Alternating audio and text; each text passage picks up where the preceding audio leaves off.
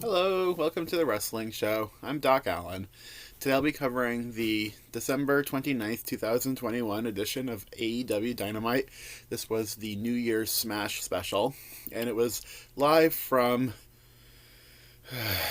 Daly's place in Jacksonville, Florida. So I kind of groan because this venue brings back some, I don't know if I'd say stressful memories of the COVID-19 shutdown in the no fans era. But being back in this venue definitely brings me some flashbacks. On the plus side, unlike many of those shows, the building was full. I think they drew a record crowd for them at the venue, with more than 3,000 fans in attendance. Largely during the pandemic, Daly's Place shows either had limited fans or had just wrestlers spaced out around the ringside area pretending to be fans. So the show started with them reintroducing Jim Ross to a nice ovation. This was an emotional moment and even pulled at my heartstrings a little bit. Some of you might know that my family has had some health issues this fall, so this hit close to home. Other commentators were Tony Schiavone and Excalibur. So the opening match was the Jurassic Express of Jungle Boy and Luchasaurus teaming with Christian Cage and the AEW Tag Team Champions, the Lucha Brothers, with Alex Abrahantes, against the AAA Tag Team Champions, FTR, with Tully Blanchard, Big Money Matt Hardy, and Private Party. So this was action-packed and a deliberately spot-filled contest. Some of you might have recalled that I've been critical of some matches for being spotty or being spot fests, and it's an entirely different thing when it's deliberate and when it's meant to be a stunt show. This wasn't just hitting moves and kicking out at two. This got pretty elaborate, as you might expect from these teams. And in all the chaos of the match, I don't really want AEW to go too far down into the "can they get along" trope.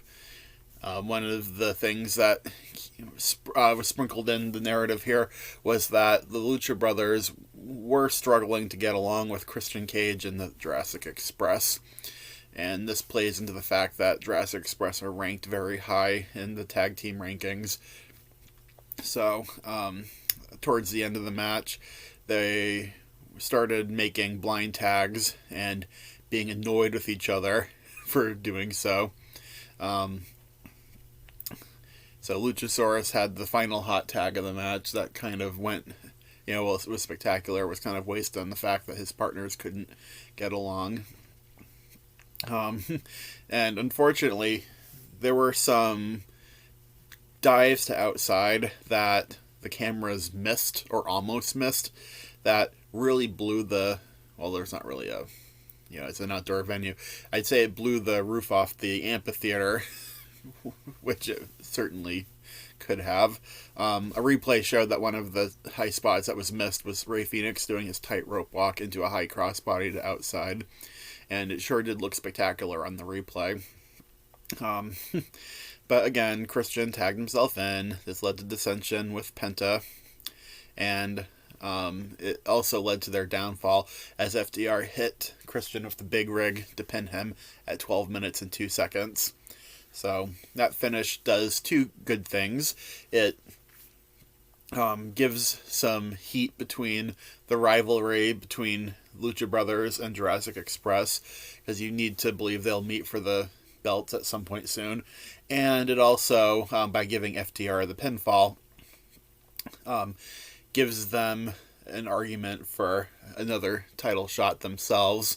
And I have to believe that the AAA tag team titles continuing to be a thing, a presence for FTR, means that there's going to be a title for title showdown somewhere, somehow, whether it be in AAA or in AEW. So the next match was 2.0 and Daniel Garcia taking on Eddie Kingston, Santana, and Ortiz. And this was not a good card placement for this match, coming right off of the opener, which I forgot to mention I gave 3.5 stars to. And this didn't try to follow the same formula as the previous match. It tried to do something different. It broke down into a brawl almost immediately. The ref struggled to restore order. And then the story of the match was 2.0 taking cheap shots and sneaking up to gain an advantage here and there throughout. This match did go through a commercial. And it had some elaborate double team spots like the opening match did. So eventually Eddie Kingston got a hot tag. He hit a pretty mean suplex on, I believe, Jeff Parker. Santana hit a moonsault off of Ortiz's back, but 2.0 did the pull the tights trick to reverse the roll up and stole the win at 9 minutes and 3 seconds. This was a decent match that had a hard time following the crazier opener. But it did advance the rivalry between Kingston and Daniel Garcia. At one point during the match, Eddie relished the opportunity to get his hands on Garcia and light him up with machine gun chops. So after the match, 2.0 held Santana still so Daniel Garcia could blast him in the head with the ring bell. Chris Jericho then returned for a late save, and he had his music and pyro going off. So he cleared the ring while swinging around Floyd the baseball bat. So Kingston looked very concerned for the health and safety of Santana and Ortiz, but then also looked really annoyed that Jericho was there. And they did the whole thing where Kingston's like, I don't need your help. What are you doing here? Which, I get what they're going for, and I wonder if Eddie Kingston's character is meant to forget that Santana and Ortiz are inner circle stablemates of Jericho, and that Jericho has beef with Garcia and 2.0 as well, because if you recall, they wrote Jericho off of TV by having that trio leave him in a heap against the garage door. So Eddie and Jericho are about to go at it, but Ortiz plays Peacemaker. And leave some interesting story threads for later. And I have a feeling, because Jericho's smart, that any follow-up promo that he's going to deliver in this storyline will address some of the things I just said. Up next, MJF with Shawn Spears and Wardlow talked to the camera, and he complained about the unsafe working conditions in AEW. He's upset that an untrained guy like Sting could put him in harm's way. MJF went on to rip CM Punk for staying away from him the entire match, which is good disingenuous heel nonsense, because as you know, Punk tried like hell to get his hands on MJF throughout the main event last week. So MJF then turned his attention to Wardlow and ordered him to stop giving his powerbomb symphonies during his squash matches and get quick wins so he can earn his way into the Face of the Revolution ladder match. Wardlow is kind of, he sells what MJF's saying perfectly with like he can't believe what he's hearing. It's almost like, for those of you who have worked in retail or something, when you have a micromanaging manager who gives you criticism that's just completely illogical and unwarranted. As you know, Wardlow is winning these squash matches in quick order anyway, so it's not exactly an issue for him. And, a win is a win if we're going by kayfabe here.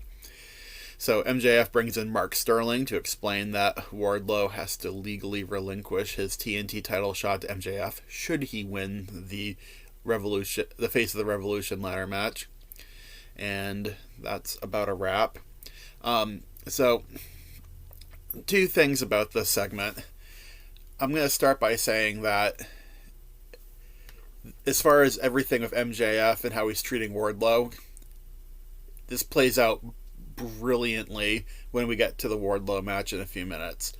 The crowd just played along with all the little seeds that MJF planted.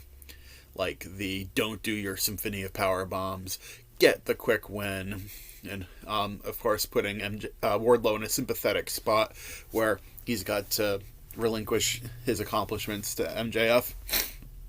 Now, the thing about this that bugs me, and I might go on a little rant, I largely really enjoy the TNT Championship, and I like what it brings to these broadcasts. I like that it's kind of a belt that anybody can challenge for, whether you're making your debut for the company like Jay Lethal, or if you're somebody outside of the roster, like when Eddie Kingston and Ricky Starks first got their title shots, or say like Warhorse, who was just that one-time guest appearance.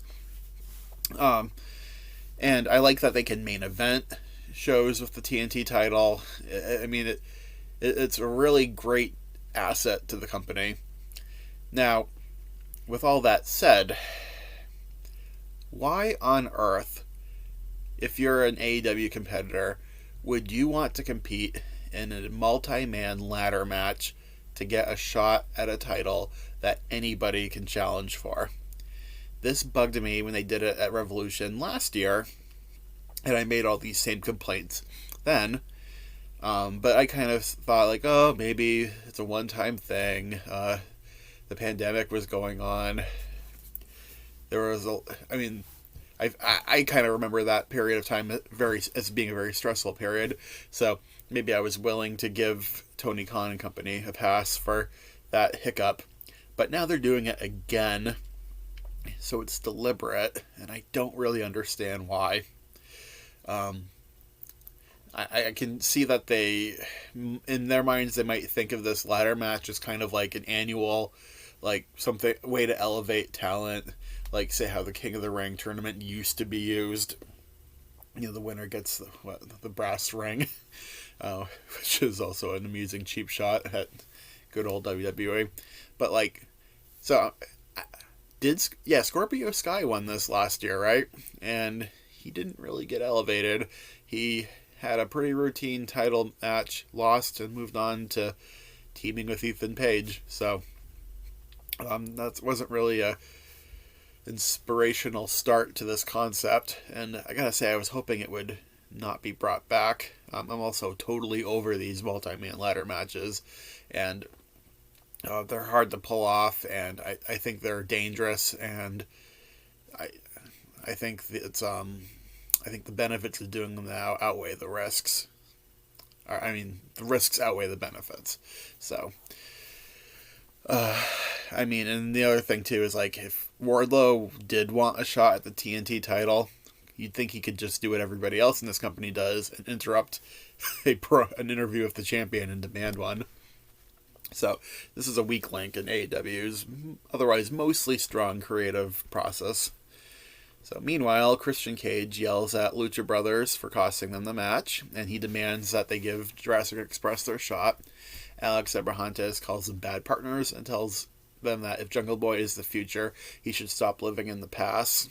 So they're kind of playing up or teasing the possibility that Jungle Boy might be ready to graduate from this Jungle Boy gimmick. I fully expect one day he's going to drop the moniker completely and be Jack Perry. Up next was Wardlow squashing the life out of Colin Delaney, who is indeed the former WWE ECW guy, and he's still kicking around. Now, this squash was great because it paid off everything that MJF set up in his promo earlier. Wardlow hit a quick powerbomb, and you could kind of see in his facial expressions that he was remembering what MJF had said about he's got to win quick, but the crowd was chanting along for him to give another powerbomb, so Wardlow ended up going with what the crowd wanted and giving out second, third, and fourth powerbombs to complete what is now definitely being branded as a powerbomb symphony, and he won at 1:24. So, as you know, I don't rate squash matches, but this was a great squash. It accomplished so much from a storyline narrative. It gives extra heat to Wardlow's slow burn face turn, and it sets up some awkward conversations between Wardlow and MJF later. After the match, Sean Spears still can't help himself, and he beats up Colin Delaney with the chair. and Wardlow tolerates it for now. So meanwhile, in another really strong piece of storytelling backstage, Adam Cole, the Young Bucks, Kyle O'Reilly, and Bobby Fish gather to talk to the camera, and Cole is in great moods. He's all smiles. He seems oblivious that there's any issues between his two sets of friends, and he talks to the camera about wanting this group, and he includes everybody around him to be the greatest group in AEW history. The Bucks aren't feeling this, and they complain that Kyle O'Reilly hasn't spoken to them directly since arriving. Kyle says that he does have something he wants to say, but to Cole only, so he dismisses the Bucks and Bobby Fish. The Bucks look upset about being asked to leave, and Fish is kind of like, yeah, it's cool, bro. So Kyle tells Adam that despite their heat, this is AEW, things are different now. And Kyle knows that Bobby Fish has his back, but he wants Cole to prove himself in their tag match later tonight. So Kyle leaves with Cole to process this, and Cole's mood is now totally soured, and he scolds at Brandon Cutler to stop filming. This was genius. I was really impressed with all the story threads that this segment weaved. The setup for the main event, the setup for like the uncertainties about who's on whose side, what's going to happen. Are these guys going to be able to pull together and be on the same page? Or is this leading to the big feud where Kenny Omega comes back to join with the Elite against Cole and the Undisputed Era guys? There's just a lot to unpack here, and it was very well performed from an acting standpoint too. So really, really strong stuff.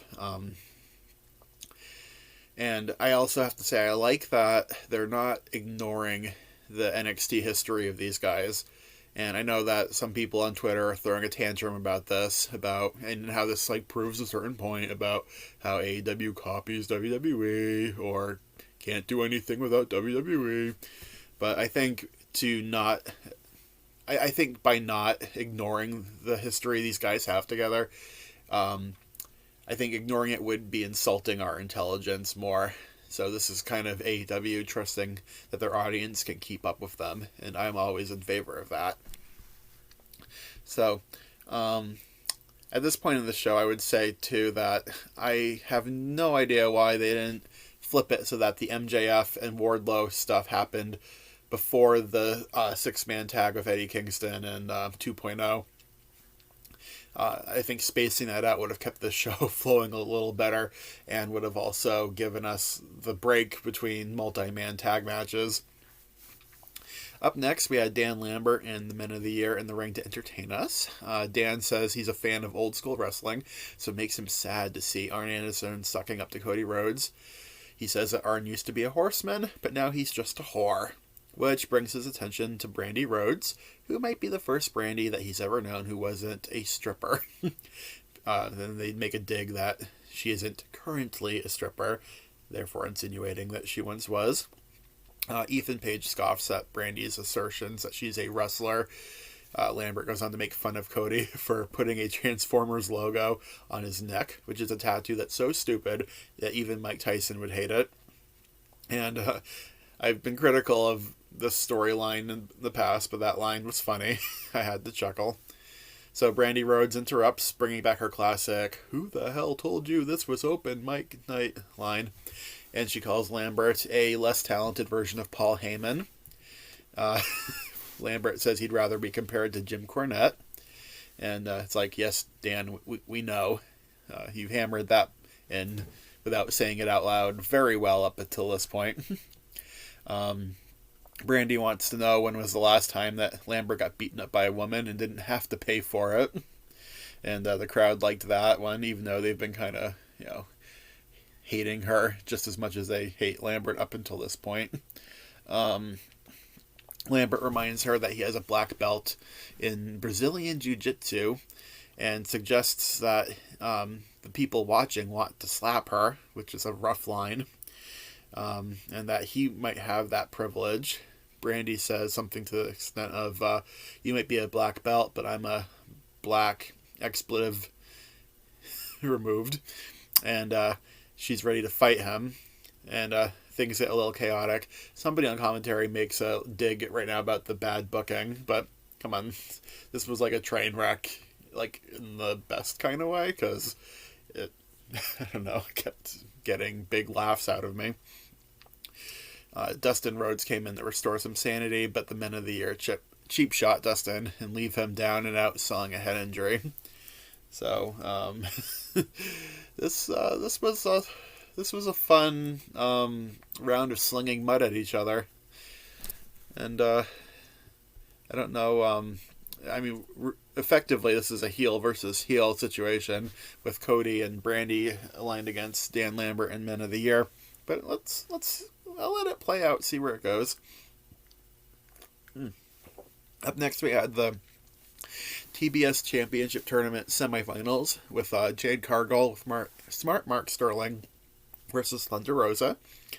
Rosa came out cosplaying as X-23 from the X-Men, which is just so cool. She even had the fake claws and everything, and like the 2 claws, so like she really knew what she was doing. And I gotta say, I hear a lot of criticism that wrestling caters too much to nerds these days. And I keep hearing that said like it's a bad thing, but if you stop and think about it, before the pandemic hit, the New York Comic-Con was drawing upwards of 260,000 people, which, for the record, is more than any WrestleMania. In fact, that's more than like 4 WrestleManias. So, I'm just gonna leave that hanging there and say that, between that and, the huge success of the Marvel Cinematic Universe, maybe catering to nerds isn't the worst idea. And maybe the failure of some companies to acknowledge this could be one of the things that's actually holding wrestling back right now. You gotta read the room and know who your audience is. And that's been a struggle over the past, 20 odd years since the Attitude Era ended, and that boom ended, and those fans became lapsed and moved on to something else. Anyway, this was a good match. It was aggressive and lively, and it focused around injuring body parts. This was Jade working over Rosa's back, and Rosa working over Jade's leg, and the damage that both women took to their body parts prevented them from hitting moves as effectively as they would have liked. So this ended up resulting in Jade went for a torture rack, but her knee buckled and she crumbled under Rosa's weight. Rosa hit a knee breaker and put her in the figure 4. Jade escaped, but then Sterling distracted the ref, and then a mysterious hooded figure came in, cheap-shotted Rosa, and Jade finished with Jaded at 11 minutes and 20 seconds. This was a good match built around those body parts being injured, and I didn't think the finish hurt too much because even though it's kind of a cliche now, the masked figure turned out to be Mercedes Martinez, who's a sentimental favorite of mine. So she helped Jade with the beatdown until Ruby Soho came out to save and set up the finals of the tournament. So good match, 3 stars. And I think I forgot to mention I gave the Eddie Kingston trios match earlier 2 stars and 3/4. So hey, this is a work in progress. I'm getting better, right? Then we saw footage from Dark Elevation and Rampage that revealed that Chris Statlander and Layla Hirsch have actually been feuding or a slow burn setup for a feud for a while. They had been showing dissension in tag matches, which led to their friendly match on Rampage that turned unfriendly. So this is all information that would have been helpful to share before that match on Rampage, but I digress. Then we got a hype video for Britt Baker versus Riho. They will have their title match at Battle of the Belts. Then CM Punk came to the ring to talk, which definitely differentiates this episode from all previous Daily's Place Dynamites. He took a moment to give a shout out to JR. He talked about AEW's short history at Daly's Place, a building he had never been to up until this point, which made him think about Brody Lee. Punk says he feels sorry for anybody who would try to minimize Lee's impact because that means that they would have never met him. Punk says that the tribute show AEW held for Brody Lee made him want to be in AEW. So Punk paints the portrait of MJF as being the human embodiment of a Twitter troll, and is guilty of all the things that Punk was just saying. Punk says he wants to be champion, and he thinks that MJF is a waste of his time, but in fact he's a bigger waste of con money than Tim Tebow. So if you're a football guy, then you probably think that's a sick burn. So Punk says that he knows that since they're both chasing championships, he'll see MJF in the ring again. But wouldn't it be sad if someone interfered in MJF's quest for gold? Wink, wink.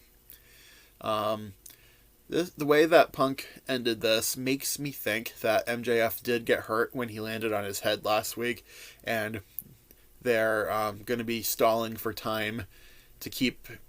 because this kind of felt like this was putting the active feud between them on the back burner.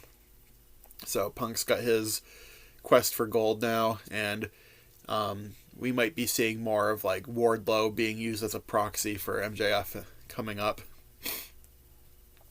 Up next, Ricky Starks and Powerhouse Hobbs talk to the camera. Starks is glad that JR is back because it frees up Taz to help Hook on his quest.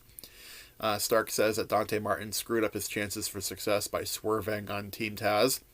And they bring up that the last time that Martin had a match with Powerhouse Hobbs, he got destroyed. And that's going to happen again soon. Hobbs says marinate on that.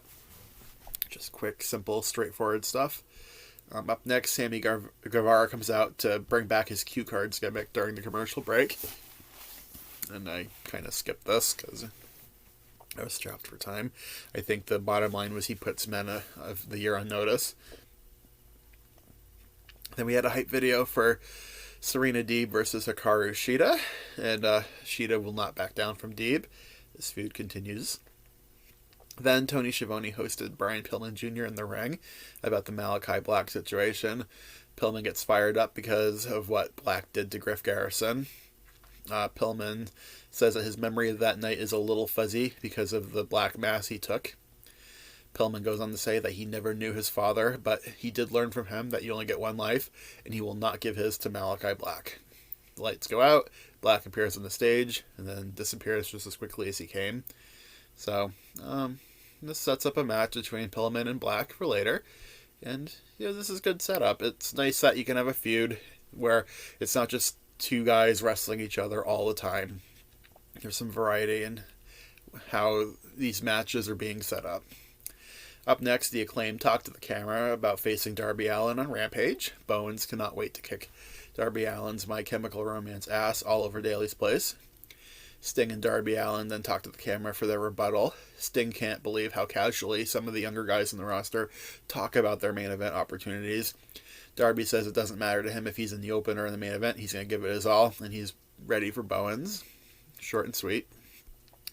Then we had a hype video for Anna Jay and Ty Conti against the Bunny and Penelope Ford in the street fight. This will also happen on Rampage. And I'll say this hasn't been a great feud, but it does go a long way to making the women's division feel alive, so I will allow this. Then our main event was Adam Cole, Kyle O'Reilly, and Bobby Fish against the best friends of Orange Cassidy, Trent Beretta, and Chuck Taylor. No Wheeler Yuta or Chris Statlander at ringside. So this match was really awesome. It was another all-action spot-filled match with just crazy good combination moves being used on each other. At one point, Kyle O'Reilly and Fish worked together to hit a tandem codebreaker into a monkey flip suplex. And I can't really do justice to how awesome the spot looked. And, it's to the point where when they followed it up with total elimination, it's like, yeah, that's cool too. So all the Fish and O'Reilly tricks here looked really good. And I'm going to say that Um, the commentator started referring to them as Red Dragon again, so they've resurrected that name. Uh, Chuck Taylor got worked over as the babyface in Peril. Trent got a hot tag, and even Orange Cassidy showed some fire. Best Friends hit their Soul Food half and half combo. There was a spot on the stage where Cole was looking for the Panama Sunrise, but ended up taking a back drop instead from Chuck. The Best Friends got their big hug in. They looked like they were poised for victory. But Brandon Cutler ran out to provide the distraction, running all over the place with his cold spray can. He got knocked down, and the Young Bucks snuck in for a super kick party that allowed Red Dragon to hit Chasing the Dragon and finish Taylor at 14 minutes and 47 seconds. So on a match full of multi-man tags, this one did stand out. It was an amazing, this would have been right at home as, the main event of, any, previously, Evolve or Ring of Honor taping. They worked in so much complex action and were able to continue their story threads. I forgot to mention that at one point, I think Cole inadvertently knocked into O'Reilly, so things might not be all that friendly between them. So if you were wondering why AEW would sign Fish and O'Reilly, hopefully now you know. 4 stars. Afterwards, it showed... at first I thought with the Young Bucks assist that the swerve was all of them were on the same page after all. It ends up not to be the case, because what really happened was the Bucks kind of pulled Cole back, almost like they're rescuing them from those, lowlifes at Red Dragon. So the Bucks and Cole stand off together. Cole doesn't look like he quite understands what's happening. And he almost seems like he's been kidnapped by one set of friends from his other set of friends. So, final thoughts. This felt like one of those New Japan shows that's full of multi-man tags, where it might seem like on the surface it'd be full of filler, but many storylines got advanced. There was a lot of good action and a lot of even better setup for the next 2 weeks of their big TV shows. And my main takeaways from this is just how impressed I am with the storytelling being on display here between MJF and Wardlow, and with Adam Cole being pulled back and forth between Red Dragon and the Young Bucks. So I really highly recommend you check out this show. This leaves me feeling almost giddy with all the interesting AEW TV shows coming up in the next 2 weeks. So that was Dynamite for New Year's Smash. So if you haven't yet, please like and subscribe. Now is a great time to subscribe to this channel, because I have a very ambitious set of videos coming up over the next 2 weeks. I'm planning on covering both of the GCW shows this weekend. I'm planning on covering all 3 Wrestle Kingdom shows. I've already ordered Impact Hard to Kill, so I'll be covering that. And I'll be keeping up with the AEW reviews every week. And I'm not sure what MLW is doing right now. They might be on a little bit of a pause, but when they start posting new content, I'll be covering that too. So, subscribing to this channel means there's fresh review videos coming up quite a bit. Also, if you could follow me at Doc Allen DWS on Twitter, and check out thewrestlingsite.com for all of my written reviews and reviews written by other folks. Since I last plugged the website, we had a new review posted by our admin, Eric Von Erich. He looked at an episode of World Class Championship Wrestling from September 22nd, 1984. And this is a good detailed play-by-play recap of what happened. The main event was Kerry Von Erich against Gino Hernandez. And I believe all these episodes are still on the Peacock version of WWE Network, so you can follow along and and learn something. Also, if you'd like to write your own written reviews for the wrestling site, please create an account at the forum and talk to Eric or myself about how to arrange that. So, wish you all a happy New Year's. Stay safe. Don't do anything I wouldn't do. And I'll see you for Rampage.